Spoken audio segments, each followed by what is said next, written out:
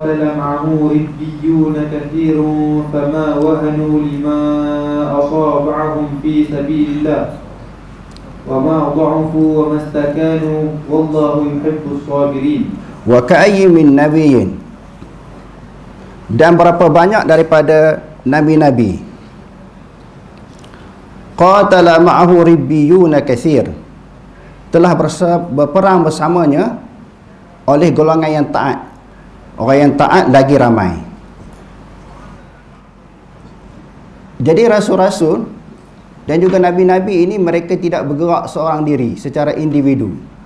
Mereka berjuang secara berjemaah. Sebab itu di dalam hadis Nabi SAW, Nabi SAW pernah bersabda bahawa Bani Israel dulu yang ma min nabiyyin ba'athahu Allah min qabli illa kana ma'ahu hawariyun wal ashab. Bani Israel yang terdahulu iaitu nabi-nabi yang diutuskan oleh Allah Subhanahu wa taala sebelum aku, kata Nabi, illa kana ma'ahu hawariyun wal ashab.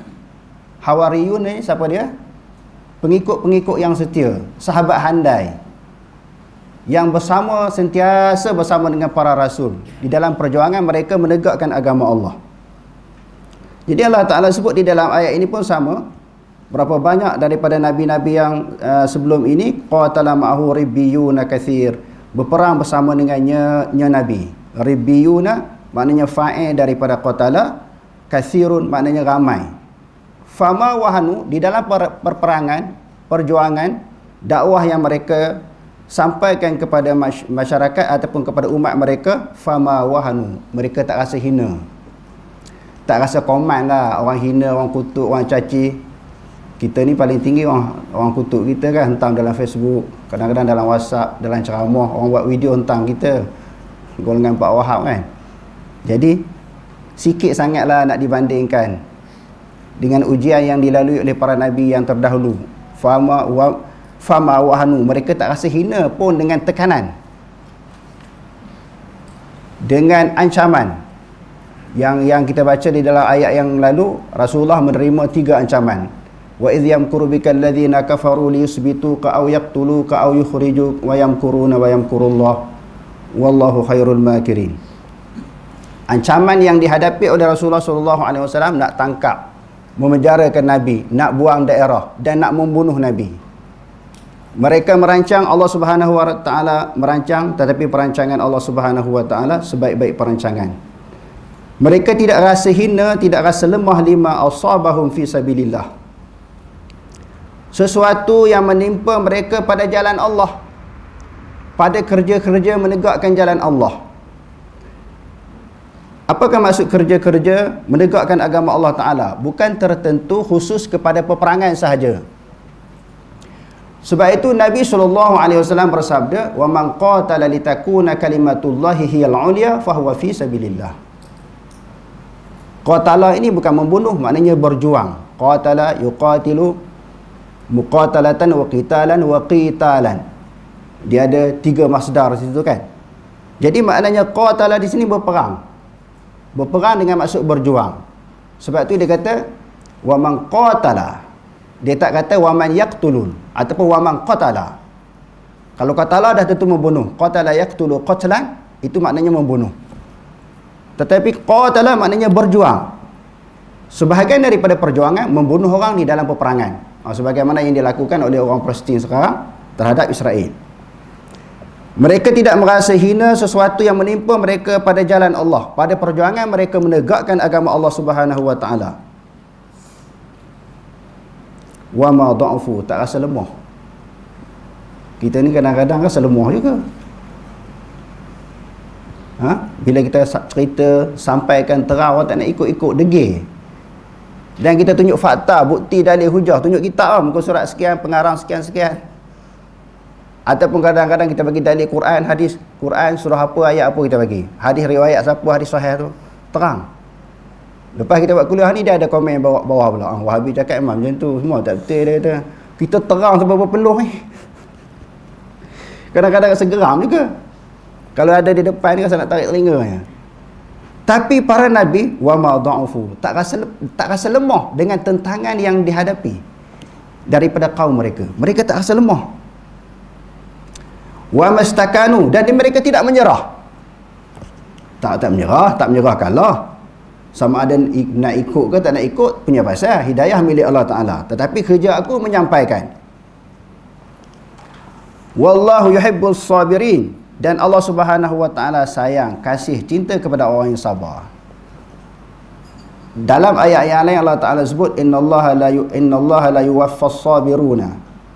Innallah, sesungguhnya Allah Subhanahu wa taala yuwaffas sabiruna, memberi ganjaran orang-orang yang bersabar bighairi hisab, dengan ketiadaan hisab. Maknanya suatu ganjaran pahala yang tidak boleh dikira, dihitung, dibilang oleh manusia. Wallahu yuhibbus sabirin, dan Allah Subhanahu wa taala itu sangat sayang, suka kepada orang-orang yang sabar. Yang dimaksudkan sabar di sini, sabar di dalam perjuangan mereka menegakkan agama Allah. Okey, terus. Nabi Nuh alaihissalam. Nabi Nuh alaihissalam mempunyai usia yang panjang dan hidup baginda penuh dengan perjuangan yang dahsyat dalam menghadapi masyarakatnya.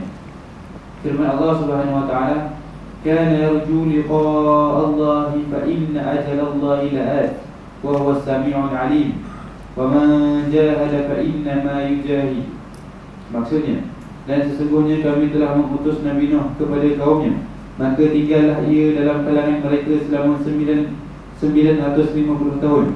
Akhirnya mereka dibinasakan oleh taufan sedang mereka berkeadaan zalim dengan kufur durhaka. Okey, Ustaz Amirul ada terjemah tu betul ke? Salah terjemah tu. Ayat ni mungkin masa pengarang tu tulis dengan laptop komputer kan, dia tukar ayat. Ayat lain terjemah lain. Tak apa. Kalau ikut ayat yang ditulis itu, bila saya cek tadi tu, matan lain, terjemah lain. Dia sebenarnya dia ada man lagi. Ankabut ayat 5. Ankabut ayat 5 dia terjatuh perkataan man kana yarju liqa Allah. Barang siapa yang mengharapkan pertemuan dengan Allah, fa inna ajalallahi la'at, sesungguhnya janji Allah Subhanahu wa taala, ketetapan Allah. Ajal maknanya ketetapan, la'atin niscaya akan datang. Wa huwas samiul alim, dan Allah Subhanahu wa taala Maha mendengar lagi Maha mengetahui. Wa man jahada, barang siapa yang berjuang ataupun berjihad, fa innama yujahid, sesungguhnya dia berjihad, dia ada perkataan yang selebihnya, yujahidu li nafsih. Jadi abaikan terjemah tu, ayat tu tak kena dengan tajuk. Dia selepas ni. Selepas pada tu dia baru cerita sesuai mutabaqah dengan cerita Nabi Nuh alaihissalam. Okey, terus. Nabi Nuh alaihissalam berdakwah dalam kalangan masyarakatnya, menyeru mereka supaya beriman kepada Allah Subhanahu wa taala dengan nasihat yang baik dan penuh kebijaksanaan. Firman Allah Subhanahu wa taala, "Qala rabbi inni da'awtu qaumi laylan wa nahara falam yazidhum du'ai illa firara wa inni kullama da'awtuhum litaghfira lahum ja'alu asabi'ahum fi آذانهم واستغشوا ثيابهم وأصروا واستكبروا استكبارا ثم إني دعوتهم جهارا ثم إني أعلنت لهم وأسررت لهم إسرارا." Qala Rabbi, Nabi Nuh berdoa kepada Tuhan, inni da'awtu qaumi, ya Tuhanku, sesungguhnya aku berdakwah kepada kaumku, lailan wa nahara, malam dan juga siang. Bukan kata siang saja, malam pun dia berdakwah. Bukan kata malam saja berceramah mengajar macam kita pun, siang pun dia menyampaikan dakwah kepada kaum dia. Walaupun di dalam keadaan begitu, siang malam, pagi petang berdakwah, menyampaikan dakwah kepada kaum dia, falam yazidhum du'ai illa firara, tidak menambahkan akan mereka. Hum tu apa, Faris? I'rab apa hum tu? Falam yazidhum, hum tu i'rab apa tu? Tak nampak lagi.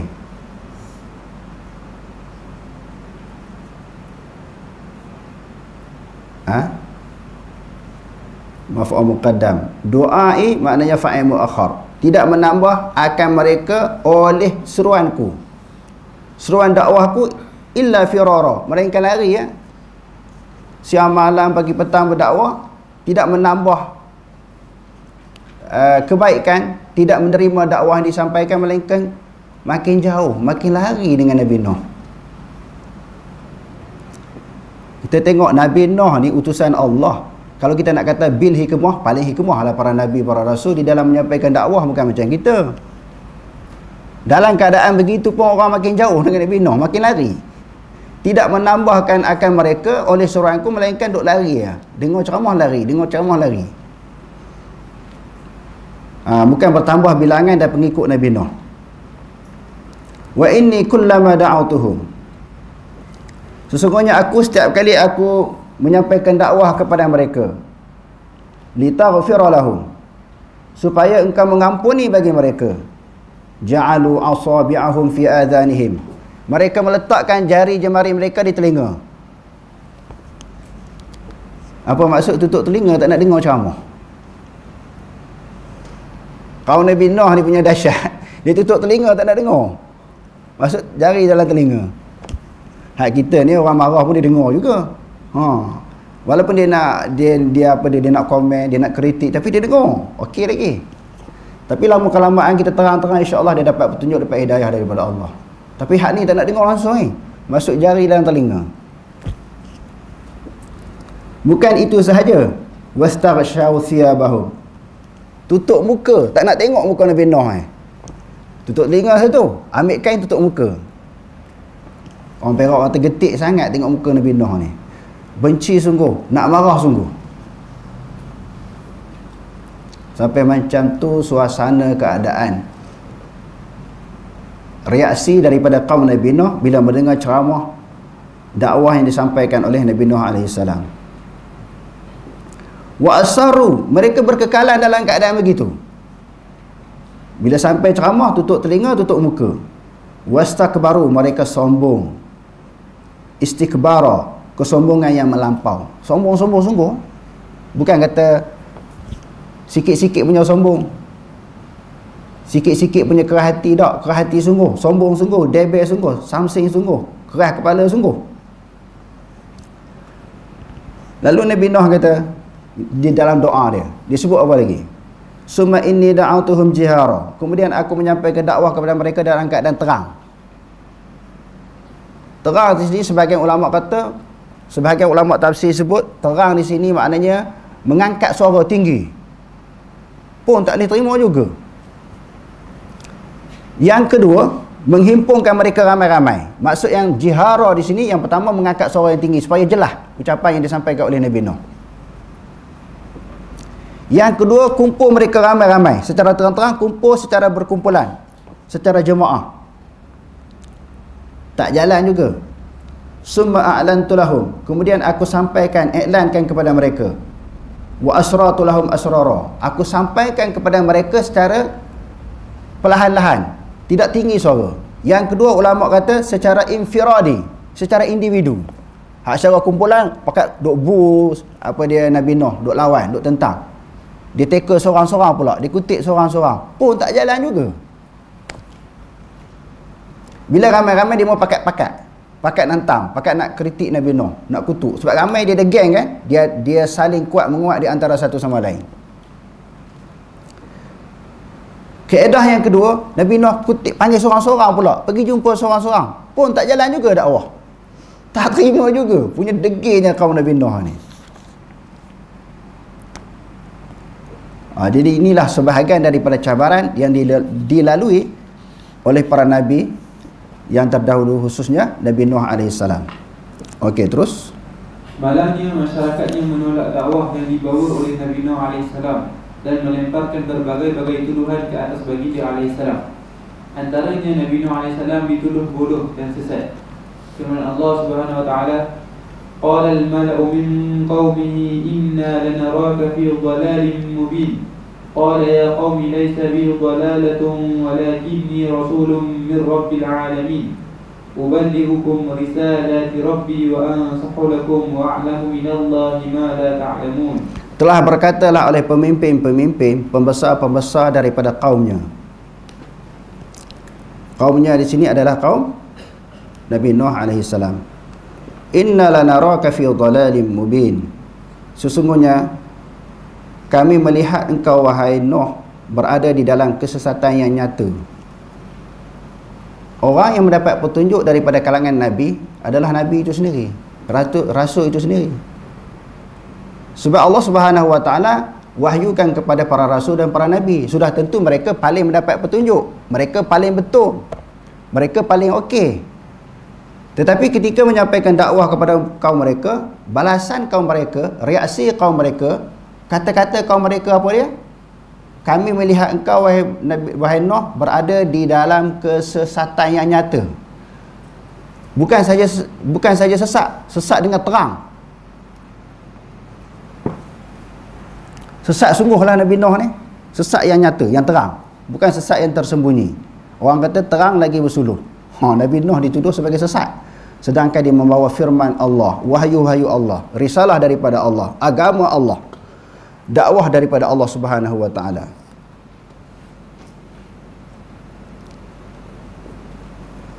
Lalu jawapan Nabi Nuh kepada kaum dia, qala ya qaumi, wahai kaumku, laisa bi dhalalatun, bukanlah aku ni orang yang sesat. Aku ni bukan sesat. Nak sesat macam mana? Dia dapat wahyu daripada Allah. Hak lawan wahyu tu yang sepatutnya dikatakan sesat. Walakinni rasulun min rabbil alamin. Tetapi aku adalah rasul. Rasul ni apa dia? Utusan daripada Tuhan sekalian alam. Jadi Tuhan-Tuhan ini bukan hanya untuk orang Islam sahaja. Dia adalah kepada alam. Tuhan ni bukan untuk orang Islam, bukan untuk manusia sahaja. Bahkan Tuhan ini dia adalah Tuhan kepada alam. Alamin maknanya alam-alam ni apa dia? Ma siwa Allah. Sesuatu yang selain daripada Allah Ta'ala dianggap sebagai alam. Maknanya Allah Subhanahu Wa Ta'ala bukan hanya Tuhan manusia, bahkan Tuhan kepada alam. Uballighukum risalati Rabbi.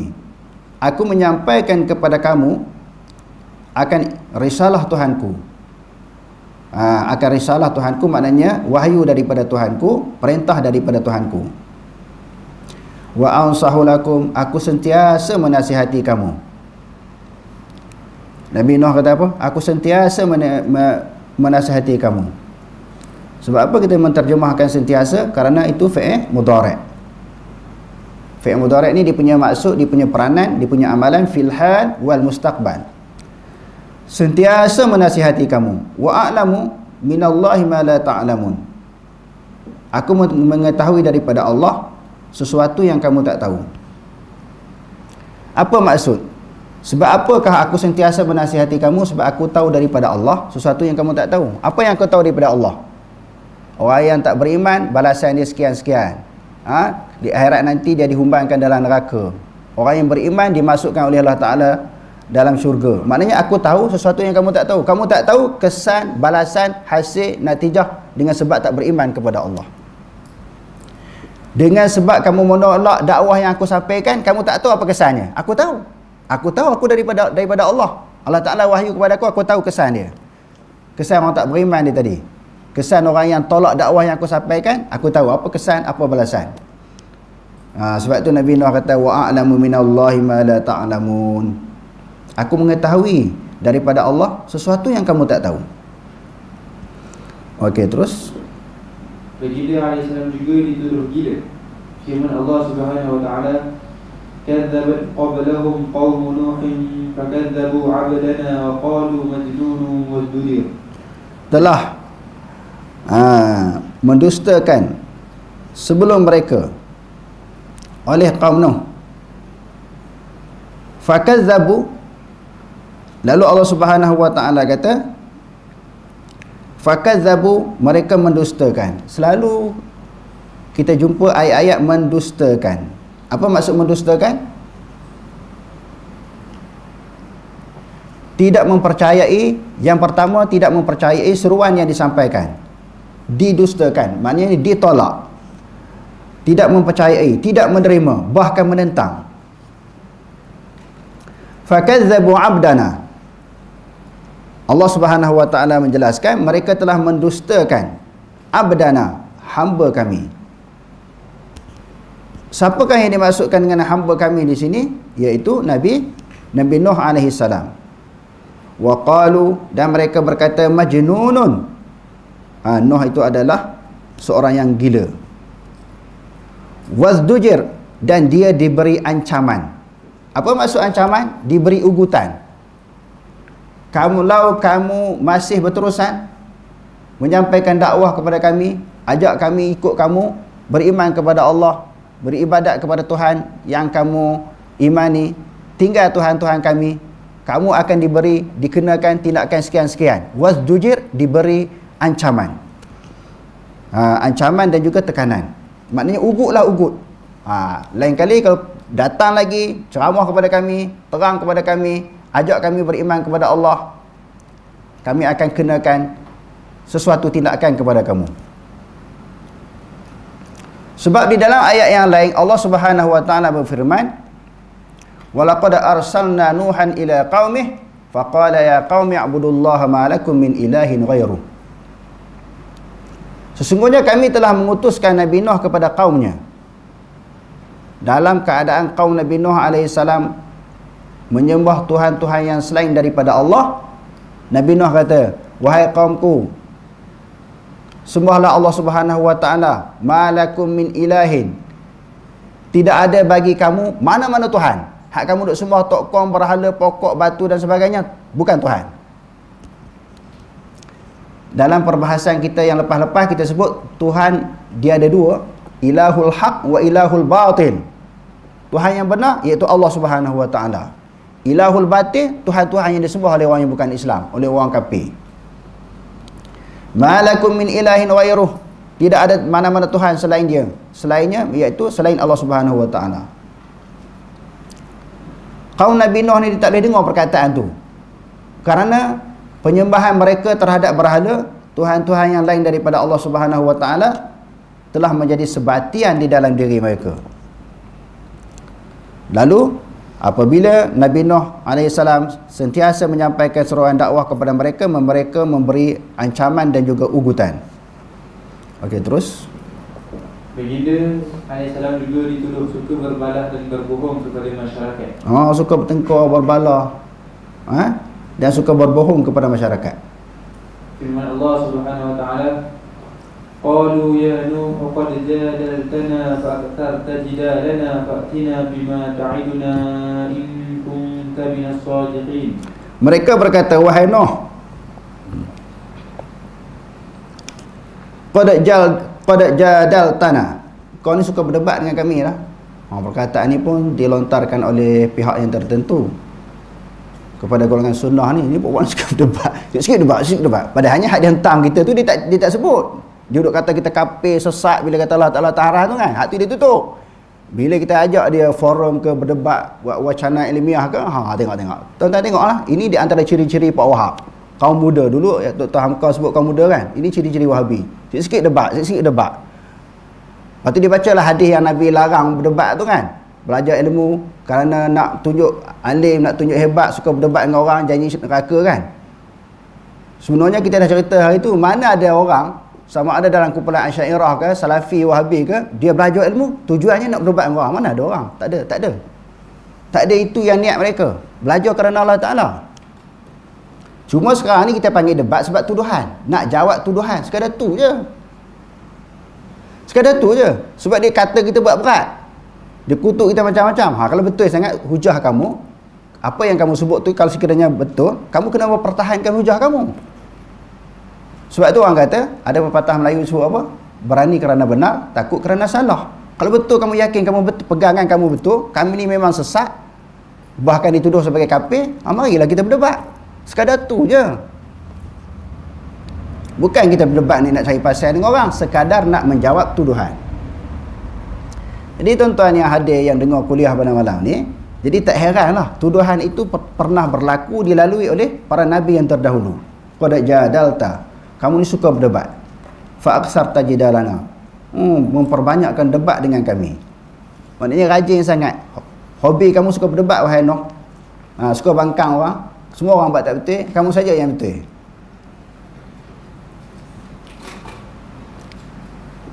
Lalu mereka cabar Nabi Nuh alaihi salam, fa'tina bima ta'iduna. Datangkan akan kami sesuatu yang kami janji kepada kami.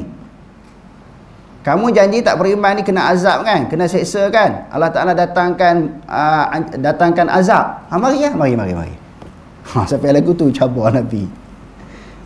Kalau betul apa yang kamu bawa ni benar, fa'tina bima ta'iduna. Datangkan, buktikan kepada kami sesuatu yang kamu janjikan. Kamu kata kalau tak beriman Allah Ta'ala datangkan azab. Akhirnya memang kaum dia kena azab kan. Allah Ta'ala datangkan banjir yang besar. Tapi setelah Nabi Nuh sabar, hampir 1000 tahun dakwah. Pujuk punya pujuk. Tadi yang kita baca ayat yang sebelumnya secara berkumpulan, secara terang, secara sir. Dia ambil kutip seorang-seorang. Secara infiradi, individu, orang perseorangan. Tak jalan juga. Hampir 1000 tahun ceramah. Berdakwah. Barulah Allah Subhanahu Wa Taala datangkan azab. Dan kalau kita tengok di dalam surah Nuh, memang dia doa pada Allah Taala supaya segala rumah-rumah orang kafir ni, penempatan orang kafir ni dilenyapkan di atas muka bumi. Sampai lagu tu dah kerana sabar ni terlalu lama. In kunta minas sadiqin, sekiranya kamu adalah orang-orang yang benar, dakwah kamu tu sekiranya benar, apa yang kamu janji itu benar, minta doa pada Allah Taala supaya kami ditimpakan azab. Okey, terus. Meskipun mendapat penentangan hebat daripada masyarakatnya, namun Nabi Nuh AS tetap meneruskan dakwah dalam kalangan mereka, walaupun hanya sedikit sahaja dalam masyarakatnya yang mengikut baginda AS. Meskipun masa yang diambil baginda AS begitu panjang sekali. B. Nabi Ibrahim AS. Okey, Nabi yang kedua yang termasuk di dalam ulul azmi, yang paling berat menerima ujian daripada Allah Subhanahu Wa Taala di dalam dakwahnya kepada masyarakat. Okey, terus. Nabi Ibrahim AS juga tidak kurang hebat dari segi berhadapan dengan ujian dalam berdakwah kepada ahli keluarga dan juga masyarakatnya. Ketika berdakwah dengan ayahnya, baginda diancam oleh ayahnya sendiri. Firman Allah Subhanahu Wa Taala, Ya abati la ta'budish syaitan, inna syaitana kana lirrahmani 'asiyya. Ya abati inni akhafu an yamassaka 'adabun minar rahmani fatakuna lisyaitani waliya. Qala araghibun anta 'an alihati ya Ibrahim, la illam tantahi la arjumannak wahjurni maliya. Qala salamun 'alaik, sa'astaghfiru laka rabbi, innahu kana bi hafiyya. وأعتزلكم وما تدعون من دون الله وأدعو ربي عسى ألا أكون بدعاء ربي شقيا. Ya abadi, wahai ayahku. Ini satu perkataan rayuan, ucapan yang lemah lembut daripada seorang anak kepada ayah. Sebab apa dia kata di sini la ta'budish syaitan, jangan kamu sembah syaitan. Ayah dia sembah syaitan ke? Sebab di dalam ayat yang lain Allah Subhanahu Wa Taala berfirman, wa idza qala Ibrahimu li abihi adzara atattakhidhu asnaman alihah. Ingatlah ketika Nabi Ibrahim berkata kepada ayahnya, wahai ayahku, kenapakah kamu menjadikan berhala sebagai Tuhan? Ayah Nabi Ibrahim ni bukan sahaja dia sembah berhala, bahkan dia buat berhala.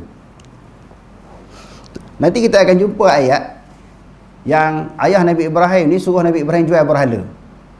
Tu yang dia ketika tengah duk bawa berhala, tengah duk kempen, duk jual, duk promosi berhala tu, dia kata siapa-siapa nak beli berhala, mata buta, telinga pekak, bisu, tak boleh cakap kan.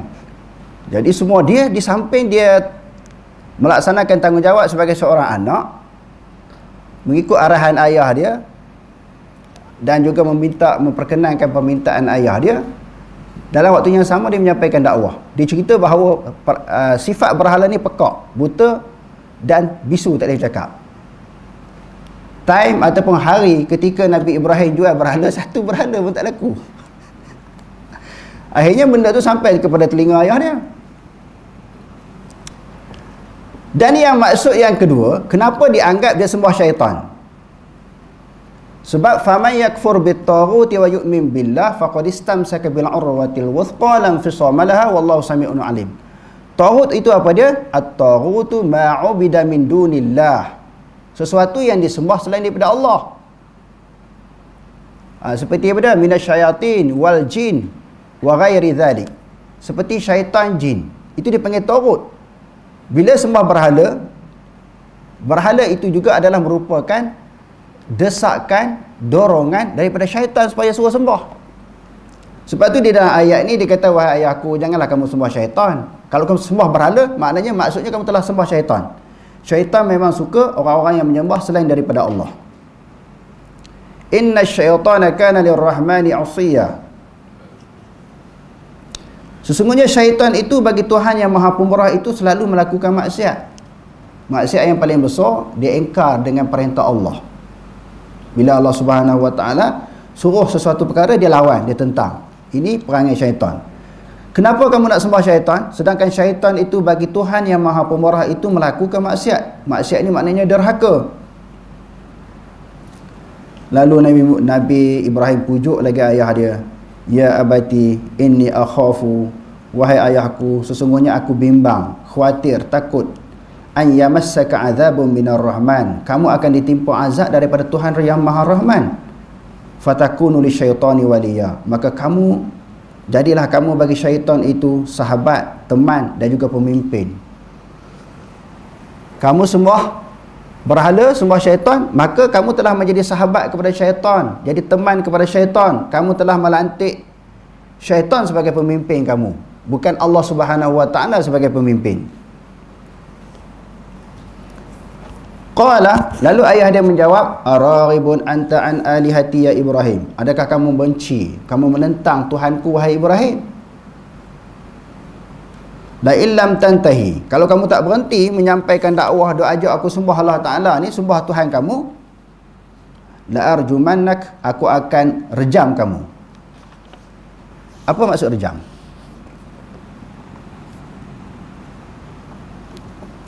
Rejam ni apa dia? Rejam ni maknanya baling dengan batu, lontar dengan batu. Kan ada hukuman rejam kan? Dalam hadis dan juga dalam fiqh kan? Orang berzina yang telah kahwin kan, direjam. Rejam tu maknanya ambil batu baling. Aku baling kamu, aku pekong kamu dengan batu, aku punggil kamu dengan batu. Jangan duk teruskan dakwah, jangan duk cerita tentang masalah ketahanan. Kamu mengatakan sembahan aku itu adalah salah. Sembah syaitan bila sembah berhala. Jangan duk ulang benda tu. Nanti aku baling dengan batu dia. Dia terpaksa berhadapan dengan ayah dia. Bukan sahaja masyarakat semua sembah berhala, ahli keluarga dia sembah berhala, ayah dia sembah berhala dan buat berhala. Tengok cabaran hebat Nabi Ibrahim ni. Di dalam nak menyampaikan dakwah kepada masyarakat, keluarga sendiri sesat. Keluarga sendiri sesat. Maknanya cabaran yang berlaku kepada dakwah Nabi ini kadang-kadang bukan orang jauh, dalam keluarga sendiri. Wahjurni maliya, tinggalkanlah akan aku ni dalam masa yang panjang ataupun selama-lamanya. Walaupun balasan yang begitu dahsyat, reaksi yang sangat dahsyat daripada ayah dia, marah kepada dia, memberi ancaman kepada dia, nak baling batu kepada dia, lalu dia tetap berlemah lembut dengan ayah dia. Kan di dalam surah Luqman, ibu bapa kita ni walaupun kafir tetap kena hormat, selama mana dia tak ajak kita syirik kepada Allah. Tengok bagaimana bahasa tuturan sopan santun yang bahasa yang dikeluarkan oleh Nabi Ibrahim berhadapan dengan ayah dia. Walaupun dia mendapat tentangan yang hebat daripada ayah dia ketika menyampaikan dakwah. Qala salamun alaika, selamat sejahtera lah atas kamu wahai ayah. Tengok dia tak balas jawab dengan kasar, dia masih berlemah lembut dengan ayah dia. Maknanya sebagai seorang anak, dia tetap kena hormat. Walaupun di sudut ajakan daripada ayah dia tu dia tak boleh ikut, sebab ayah dia mengajak supaya menyembah berhala. Sa'astaghfiru laka rabbi, aku akan minta ampun untuk engkau kepada Tuhanku.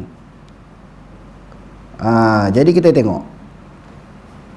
Ini ayat ini dan kata-kata Nabi Ibrahim ini sebelum datangnya perintah Allah Subhanahu wa taala melarang mana-mana orang dan mana-mana nabi beristighfar minta ampun bagi bapa mereka ataupun bapa mana-mana orang yang telah nyata tentang kesyirikan dia. Mana-mana nabi dia tak boleh minta ampun, berdoa kepada Allah supaya bapa mereka diampun oleh Allah apabila nyata dan terang mereka kafir. Allah Subhanahu wa taala menyebut di dalam ayat yang lain, ayat 114, wa ma kana istighfaru Ibrahim li abihi. Tidaklah istighfar Nabi Ibrahim bagi ayahnya illa am mau'idatin wa'adaha iyyah, melainkan janji yang telah dia janjikan kepada ayahnya. Nabi Ibrahim berjanji kepada ayah, kamu syirik, kamu buat dosa, aku tetap akan minta ampun kepada Allah untuk dosa-dosa kamu, kesalahan kamu, kesyirikan kamu. Jadi Allah Ta'ala kata, tidaklah doa istighfar Nabi Ibrahim itu untuk ayahnya, melainkan satu janji yang telah dijanji kepada ayahnya. Tetapi falamma tabayyana lahu annahu aduwwun lillahi tabarra'a min. Apabila dia nyatalah, teranglah ayah dia tu kafir, syirik, lalu dia berlepas diri daripada ayah dia. Inna Ibrahima la'awwahun halim. Sesungguhnya Nabi Ibrahim itu amat bersopan santun dan lemah lembut. Selepas turunnya ayat ini, Allah Subhanahu wa taala larang daripada mana-mana nabi dan mana-mana orang yang beriman minta ampun kepada Allah Subhanahu wa taala kepada orang yang melakukan syirik. Kalau sebelum syirik tak apa. Kalau orang yang masih Islam buat dosa besar tak apa.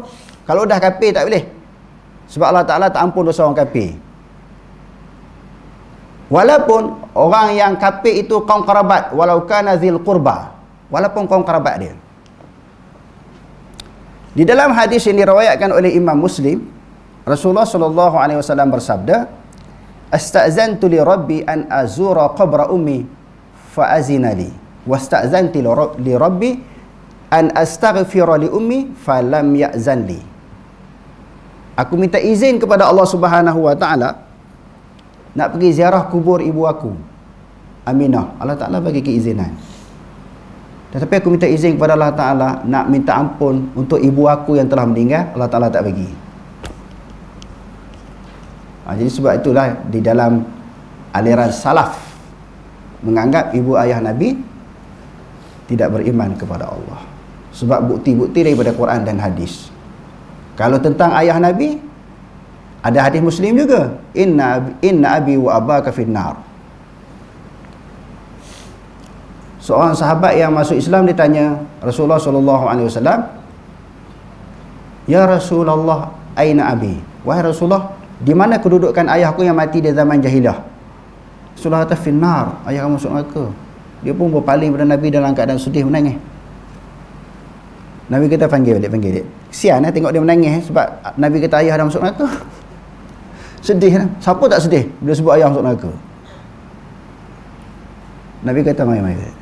Nabi suruh panggil dia. Rasulullah kata, "Inna abi wa abaka finnar." Ayah aku dengan ayah kamu sama. Cuma bagi golongan khalaf ataupun Asy'ariyah, pertamanya abi di sini dia kata Abu Talib. Orang Arab biasa guna, maknanya bapa di sini sebenarnya bapa saudara. Yang dimaksudkan di sini adalah Abu Talib. Itu hujah yang pertama. Hujah yang kedua, itu dipanggil ahlul fatrah. Satu golongan yang tak sempat menerima mana-mana nabi yang terdahulu, nabi yang kemudian. Dia duduk tengah-tengah zaman tu. Hari tu dah kita bahas 2-3 kali lah, bahas panjang. Hari ni ringkas je. Bagi mereka, itu pegangan mereka. Maknanya di akhirat besok masuk syurga. Cuma saya nak buat kesimpulan sekali lagi bagi orang yang tengok live ni takut-takut terlepas kereta api orang kata. Maknanya perbahasan dulu dia tak tengok. Saya nak buat kesimpulan, ada 3 pendapat. Kalau kita tengok di dalam kitab Aunul Ma'bud, syarah kepada Sunan Abi Daud. Kalau kita tengok dalam Kaukabul Wahash, dia sebut terang. Ahlu Fatrah terbagi kepada 3 kan? Hak Ahlu Fatrah yang hak mana yang terima? Ahlu Fatrah ya'ishu hina ala ghaflatin. Ahlu Fatrah yang hidup dalam keadaan hati kosong. Dia tak beriman kepada Allah kerana dia tak ada maklumat tentang Allah. Dan dia tak percaya pula berhala itu sebagai Tuhan. Dia tak percaya, hati dia kosong. Allah Ta'ala pun dia tak beriman sebab tak sampai suruhan, dan berhala pun dia tak percaya. Hak ni diterima. Ahlu fatrah yang macam ni diterima. Adapun ahlu fatrah yang ubah agama Nabi Ibrahim, tak boleh. Dan ahlu fatrah yang syirik kepada Allah, sembah tokoh, sembah berhala, yang tu pun tak selamat. Itu disebut di dalam Kaukabul Wahash, syarah kepada Sahih Muslim. Tetapi di dalam Aunul Ma'bud dia cerita 3. Tak apalah, kita ambil, kita raikan mana-mana aliran, mana-mana pegangan. Yang pertama, tidak beriman sebagaimana golongan salah pegang macam tu. Asy'ariyah pegang dia ahlu fatrah, esok dia masuk syurga. Pendapat yang ketiga dia kata tawakuf, serah kepada Allah. Ini bukan urusan kita. Tu pulanglah Allah Ta'ala nak letak di mana itu kerja Allah. Hak tu pun selamat. Pegang lagu tu pun selamat. Serah kepada Allah. Jangan nak bertekar masalah ni. Sebab itu urusan Allah. Yang tu pegangan yang ketiga ini juga adalah selamat. Ini bukan urusan kita. Bukan nak kira nak menentu anu syurga neraka, ibu Nabi, ayah Nabi macam mana. Hak kita pun kita belum tahu syurga neraka. Kita nak menghukumkan orang, kita nak menentukan orang, hak kita pun kita tak tahu kedudukan kita. Cuma bagi golongan yang kata tak Islam masuk neraka ni sebab fakta lagu tu, bukan direka. Ni orang yang tengok live ni kena tahulah. Bukan golongan ni direka ni. Sebab ada orang sebut mereka menuduh ibu Nabi, ibu dan ayah Nabi masuk neraka. Dia menganggap satu kumpulan menuduh. Ini bukan satu tuduhan, ini suatu bukti yang disebut dalil-dalil daripada Quran dan hadis, isyarat-isyarat daripada Quran dan juga daripada hadis Nabi SAW, dan pendapat yang ramai daripada kalangan ulama salaf. Tapi tak apa, kalau tak pegang pendirian itu, hujah itu, tak apa. Dia ambil yang pertama, maknanya akhirnya masuk syurga. Itu pun ada dalil kan. Kalau kita baca di dalam Jauharatul Tauhid, ada hujah-hujah mereka. Kita raikan. Dan yang pendapat yang ketiga, dia kata yang selamat tawakuf, serah kepada Allah Ta'ala. Allah Ta'ala yang menentukan kedudukan mereka, ibu ayah Nabi ni syurga ataupun neraka. Itu bukan kerja kita. Okey. Tadi kita nak sebut dia minta ampun ni, maknanya kerana sebelum tu dia janji. Nabi Ibrahim janji dengan ayah dia, kukuk mana pun akan minta ampun pada Allah. Tetapi setelah Allah Ta'ala kata, dia nampak jelas ayah dia ni syirik juga, walaupun duk dakwah, duk sampaikan berulang kali, lalu Allah Ta'ala larang dia berdoa kepada Allah untuk ayah dia diampuni. Innahu kana bi hafiya. Allah Subhanahu wa Ta'ala sangat baik dengan aku. Wa'tazilukum, aku akan mengasingkan diri, aku akan menjauhkan diri, aku akan mengundur. Aku mengundurlah kalau macam tu, kerana pendirian ayah dia tu sangat keras. Wa ma tad'una min dunillah, sesuatu yang kamu seru doa daripada Allah, iaitu berhala. Wa ad'u rabbi, aku akan sentiasa berdoa kepada Tuhanku. Asa alla akuna bi du'ai rabbi syaqiya. Aku mengharapkan doaku kepada Tuhanku tidak kecewa. Maksudnya tidak kecewa apa dia? Allah Subhanahu wa Ta'ala akan memakbulkan doaku. Wallahu a'lam. Aqulu qali hadza wa astaghfirullah al-azim wa lakum. Wassalamu alaikum warahmatullahi ta'ala wabarakatuh.